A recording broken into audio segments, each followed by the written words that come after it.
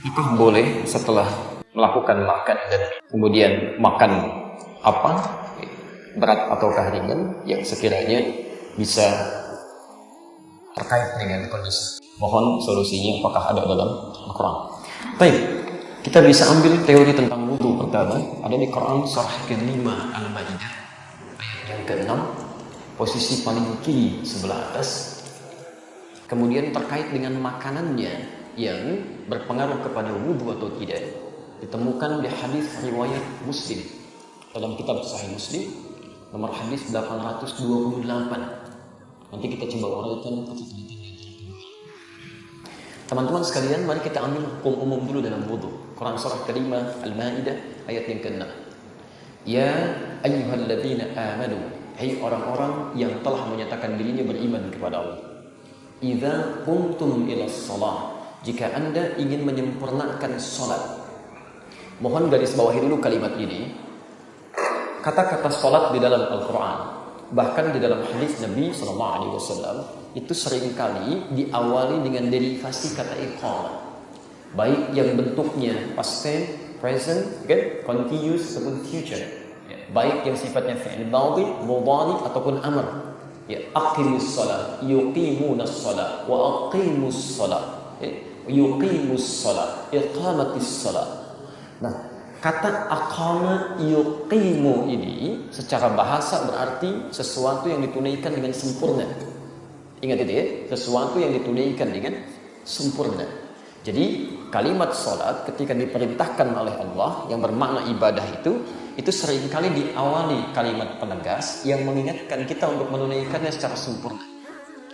Anda garis bawahi betul. Dalam kaidah ilmu tafsir, bahkan dalam hadis atau bahkan secara teori bahasa yang dasar, setiap ada pesan yang ditegaskan kesempurnaannya, itu yang pertama menunjukkan bahwa pesan itu mengandung makna yang sangat penting. Ada rahasia besar di dalamnya yang harus kita raih, sehingga seakan-akan jangan sampai rahasia itu tidak diraih dan penekanan itu kemudian diletakkan pada kata kesempurnaannya. Kalau faidahnya, manfaatnya dari masalah yang ditampilkan atau informasi yang disampaikan tidak begitu penting, tentu kata sempurna ini tidak akan pernah dilekatkan pada kalimatnya. Standar aja. Ayo pergi ke sana. Tidak terlampau kemudian ditekankan kalimatnya. Pergi saja. Mungkin ada sesuatu yang berguna atau yang tidak. Tapi ketika ditekankan pada Anda, ingat ya, ini bekalnya sampai sana jam sekian, kemudian jangan mampir-mampir, seperti ini gambarannya. Tunaikan dengan tepat ya. Berarti ada sesuatu yang sangat penting di dalamnya. Baik, karena itu kemudian saya pernah sampaikan dalam kajian yang berbeda bahwa sholat itu selalu diawali dengan penekanan sempurna karena menghadirkan 5 keutamaan di dalamnya yang dimintakan langsung oleh Al-Quran dan ditegaskan oleh Nabi. Setiap orang yang sholat mesti dapat meraihnya. 1, secara cepat, orang yang sholatnya benar dijamin oleh Allah akan berdampak pada kebaikan perilakunya. Ada di Quran surah ke-29 ayat ke-45. Yang kedua, orang yang sholatnya benar akan menghadirkan ketenangan dalam jiwanya dalam menghadapi setiap persoalan hidup. Ada di Quran surah ke-20 ayat ke-14, ditafsir di Quran surah ke-13 ayat ke-28. Yang ketiga, orang yang sholatnya benar itu cenderung akan dimudahkan oleh Allah semua urusan hidupnya, termasuk persoalan rizkinya. Ada di Quran surah ke-65 ayat kedua sampai dengan ayat ke-4, ditafsir di Al-Baqarah di ayat kedua sampai ayat yang ketiga. Yang keempat, orang yang sholatnya benar, maka doanya akan cepat dikabulkan saat dimohonkan kepada Allah tanpa ditunda. Jadi begitu dia selesai berdoa, saat itu dikabulkan doanya. Itu ada di Quran surah ketiga ayat 38 sampai dengan 39. Ditafsir di Quran surah kedua ayat ke-45. Dijelaskan kemudian dalam hadis riwayat Abu Daud nomor hadis 649, hadisnya qudsi. Dan yang terakhir, yang kelima, orang yang sholatnya benar itu dijamin langsung oleh Allah dalam Al-Quran akan diberikan kesuksesan dan kebahagiaan dalam hidupnya. Itu ada di Quran surah ke-23 ayat 1 sampai dengan ayat keduanya. Karena itulah kemudian Nabi menekankan betul, jika ada orang ingin menyempurnakan sholatnya dengan baik, maka perhatikan tahapan-tahapannya. Dalam Al-Quran disebutkan, 1, ternyata kesempurnaan sholat dimulai pertama kali bukan dalam takbir, tapi idza qumtum ilas shalah faghsilu wujuhakum. Jika Anda ingin menunaikan salat dengan sempurna, sempurnakan dulu wudunya. Ingat, dimulai dari wudu. Ya, mulai basuh wajah dengan sempurna. Bahkan tafsir ayat ini Anda bisa temukan nanti di Al-Bukhari nomor hadis 751, hadis Muslim nomor hadis 397, ya. Dan ada juga di Al-Bukhari nomor hadis 757. Kalau nomornya berbeda, cari babnya, namanya babul musi fis shalah. Bab tentang orang yang salatnya bermasalah. Saya sering sampaikan tentang persoalan ini. Ja'a rajulun ila Nabi sallallahu alaihi wasallam, datang seorang lelaki pada Nabi sallallahu alaihi wasallam namanya Khalad Az-Zuraiqi. Fadakhala ila al-Masjid Nabawi, masuk ke Masjid Nabi, fa shalla bi janbin Nabi sallallahu alaihi wasallam, kemudian salat di samping Nabi sallallahu alaihi wasallam. Tatkala beliau selesai salatnya, sallama yaminan wa syamala, salam ke kanan dan ke kiri, faqala lahu Nabi sallallahu alaihi wasallam. Maka Nabi sallallahu alaihi wasallam berkata pada orang ini, "Shalli fa innaka lam tusalli." Anda silakan salat lagi karena Anda belum salat. Disebut belum salat. Fa'ada salatahu 3 marat. Maka mengulang orang ini salatnya sampai 3 kali. Faqala lahu Nabi sallallahu alaihi wasallam mithla ma kana. Maka Nabi sallallahu alaihi wasallam mengulang kembali kalimat serupa yang tadi. Shalli fa innaka lam tusalli. Anda salat lagi karena Anda belum salat. Faqala, maka dia berkata, ya Rasulullah, ma uhsinu ghairah. Ya Rasulullah, saya tidak bisa lebih baik dibandingkan dengan yang telah saya tunaikan tadi. Anlimni, tolong ajarkan saya. Tolong ajarkan saya. Maka disitulah kemudian Nabi mulai merespon. Perhatikan kalimatnya dan kaitannya dengan wudu. Kata Nabi, faqala Rasulullah sallallahu alaihi wasallam, idza qumta ila shalah. Kalau Anda ingin menunaikan salat dengan sempurna, asbighul wudu, maka sempurnakan dulu wudunya. Sempurnakan wudu, dan diajarkan oleh Nabi dari awal sampai akhirnya. Famastaqbil qiblah, kemudian baru menghadap kiblat, baru bertakbir sampai dengan salamnya. Dari situ kita mendengar kalimat sallu kama raaitumuni usalli. Salatlah kalian persis seperti melihat saya salat. Al-Bukhari nomor hadis 651. Nah, jadi perlu digarisbawahi dulu, walaupun pertanyaannya terkait dengan hubungan wudu dengan makanan, tapi penting diketahui wudu itu mesti dijaga luar biasa, disempurnakan, karena tidak hanya terkait dengan kesucian, tapi akan berdampak pada benar tidaknya salat yang telah kita tunaikan. Jelas sampai sini dulu? Nah, kalau sudah baik wudunya, dijelaskan oleh Al-Quran. Awas, perhatikan ya, ini tolong garis bawahi betul. Yang pokok dalam wudu itu ada 4. Satu aja, kalimatnya menggunakan kata ghasala, faghsilu wujuhakum. Ghasala itu kalau dalam bahasa Arab adalah sesuatu yang ditumpahkan pada tempatnya, dibasuh. Jadi ambil airnya ditumpahkan di wajah. Jadi bukan ngambil air ditumpahkan baru diusap.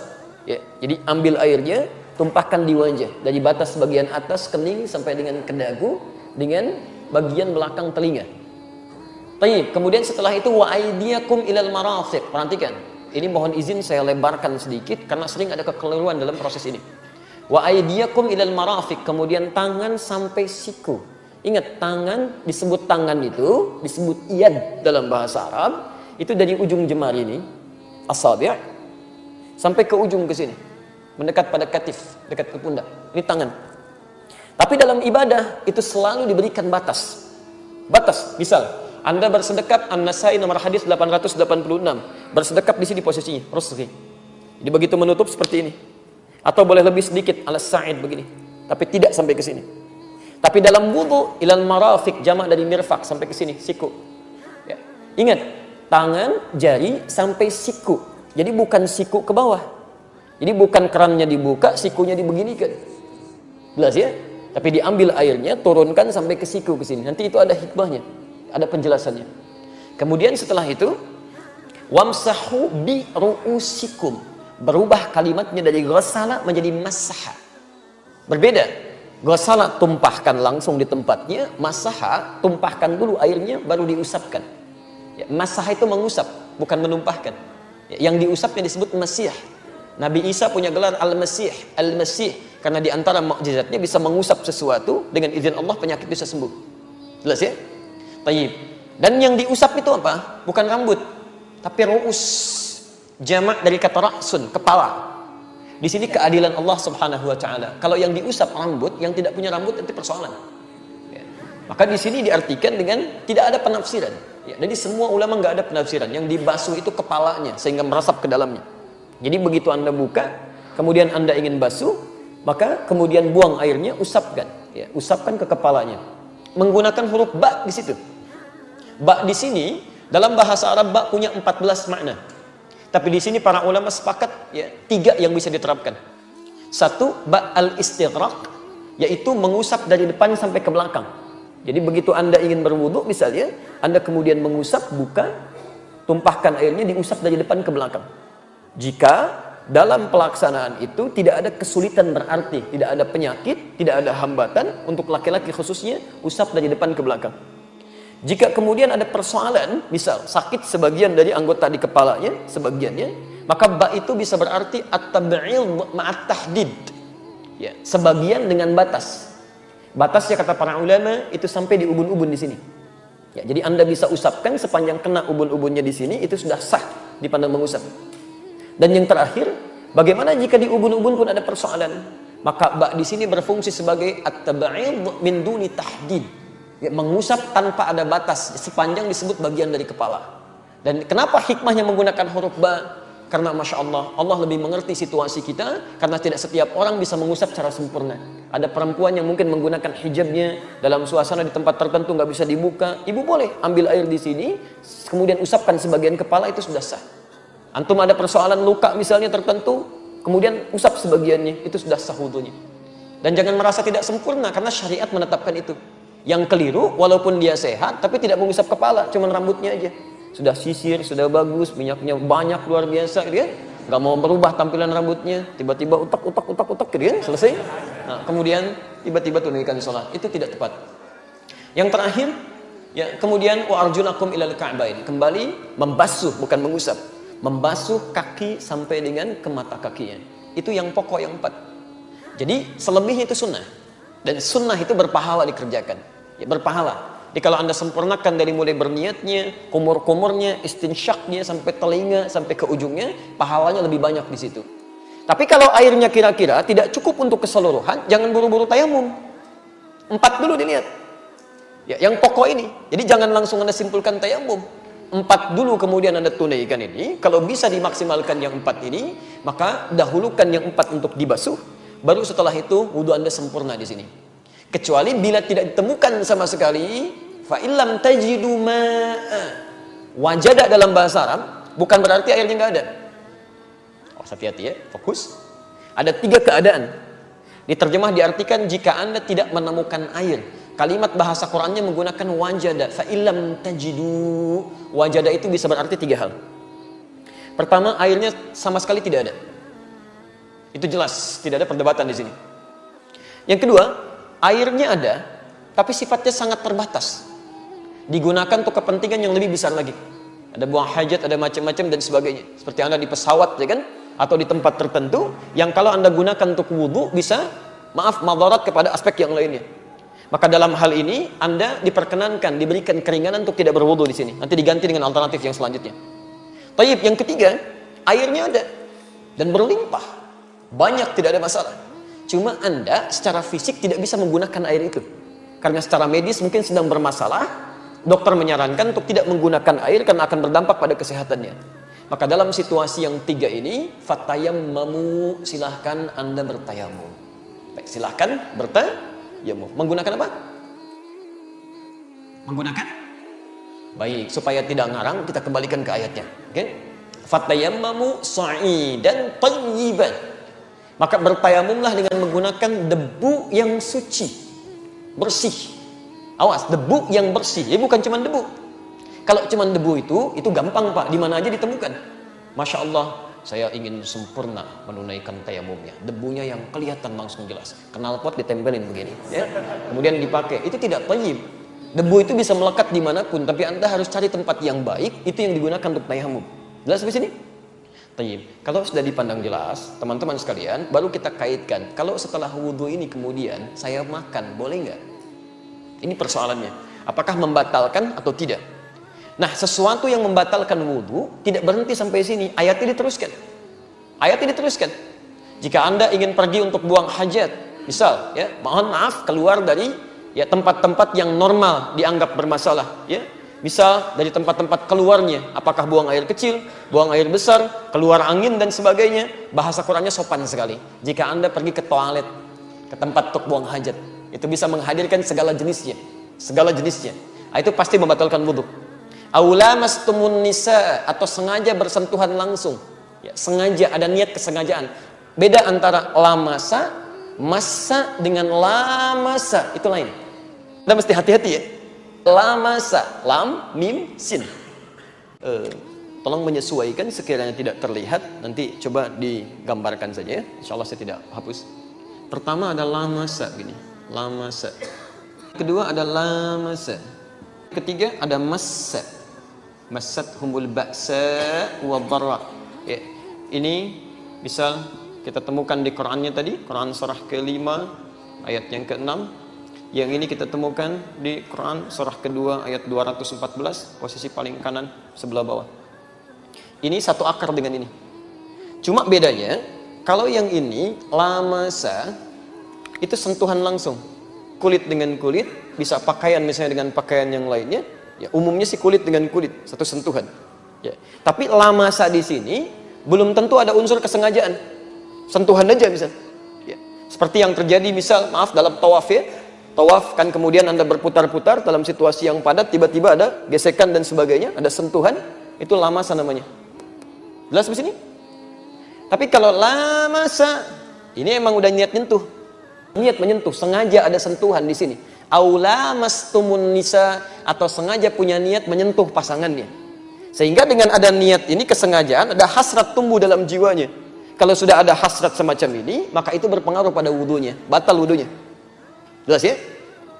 Kalau massa begini, massa itu artinya sentuhan yang terjadi tanpa kontak fisik. Tanpa kontak fisik. Ya, misal Anda melihat sesuatu tayangan di televisi yang mengharukan, tiba-tiba hati tersentuh, kemudian tiba-tiba menangis, ya. Baik, itu massa namanya.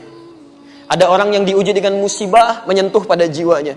Ada langsung pada dirinya, ada pada orang lain. Kita lihat saudara kita di Aleppo, di Rohingya, diuji, tiba-tiba kita menangis, kita bersedih, kita berdoa, itu massa, sentuhan. Ada pada orang lain, ada pada diri kita. Tapi ini pun bisa masuk pada konteks yang negatif. Ada orang melihat misalnya tayangan yang tidak boleh dilihat, gambar-gambar yang tidak tepat, atau membayangkan sesuatu sehingga muncul sentuhan pada jiwanya yang bisa membatalkan wudunya. Jelas di sini? Nah, kalau terjadi hal-hal semacam ini, maka itu mutlak, batal wudunya. Diulang. Jelas ya? Kalau batalnya dalam hal-hal yang dibenarkan, maka tidak ada dosa baginya. Cuman batal saja dia mengulang wudu. Tapi kalau batalnya diakibatkan oleh maksiat, maka selain batal dia pun berdosa dan dia harus bertobat pada Allah Subhanahu wa taala dari dosanya. Jelas di sini? Baik, hati-hati, kadang-kadang saya pernah temukan orang-orang iseng. Ya, ada pertemuan misalnya reuni, ada kumpul macam-macam, laki-laki perempuan berwudu ditungguin, ayo sini, ayo sini, ayo sini, gitu kan? Tiba-tiba keluar pegang gitu, itu nggak boleh. Ya, yang dipegangnya nggak batal karena dia nggak berniat. Cuman yang megangnya dia berdosa. Dia berdosa, dia. Nah, teman-teman sekalian, itu yang sifatnya standar. Lalu bagaimana dengan makanan? Kita kembalikan ke keterangan Nabi Sallallahu Alaihi Wasallam. Hadis Muslim nomor hadis 828.